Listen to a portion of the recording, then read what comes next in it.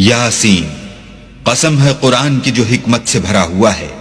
اے محمد صلی اللہ علیہ وآلہ وسلم، بے شک تم پیغمبروں میں سے ہو، سیدھے رستے پر۔ یہ خدائے غالب اور مہربان نے نازل کیا ہے تاکہ تم ان لوگوں کو جن کے باپ دادا کو متنبع نہیں کیا گیا تھا متنبع کر دو۔ وہ غفلت میں پڑے ہوئے ہیں، ان میں سے اکثر پر اللہ کی بات پوری ہو چکی ہے، سو وہ ایمان نہیں لائیں گے۔